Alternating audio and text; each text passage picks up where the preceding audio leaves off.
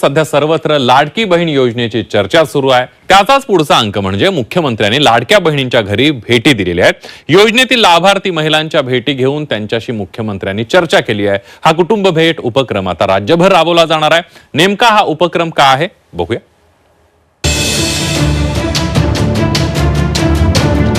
मुख्यमंत्री शिंदे लाडक्या बहिणींच्या भेटीला। ठाण्यात कुटुंब भेटींचं सत्र। लाडकी बहीण गेम चेंजर ठरणार। महायुती सरकारच्या लाडकी बहीण योजनेची सध्या जोरदार चर्चा आहे। सरकारची ही योजना कमालीची लोकप्रिय झाल्याचा दावा सरकारच्या वतीनं केला जातोय। त्याच्या एक पाऊल पुढे जाऊन मुख्यमंत्री लाडकी बहीण योजनेतील लाभार्थी कुटुंबियांना मुख्यमंत्री एकनाथ शिंदे भेटी देत आहेत। पहिल्याच दिवशी मुख्यमंत्र्यांनी ठाण्याच्या किसन नगर मधल्या लाभार्थी कुटुंबियांची भेट घेतली।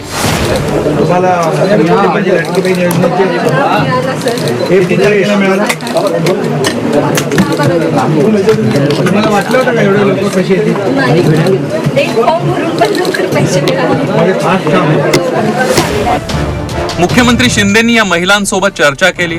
मुख्यमंत्री माझी लाडकी बहीण योजनेचा महिलांना कसा फायदा होतोय याची विचारपूसही मुख्यमंत्र्यांनी केल्याची माहिती आहे। स्वतः राज्याचे मुख्यमंत्री आपल्या घरी येऊन विचारपूस करत असल्यानं सर्वसामान्य महिलाही भारावून जात आहेत। कुटुंब भेट हा कार्यक्रम राज्यभर राबवला जाणार आहे। शिवसेना शिंदे पक्षाचे 1 लाख कार्यकर्ते प्रत्येकी 15 कुटुंबांना रोज भेटी देणार आहेत। एका आठवड्यात 1 कोटी कुटुंबांना भेटण्याचं उद्दिष्ट ठेवण्यात आलं आहे।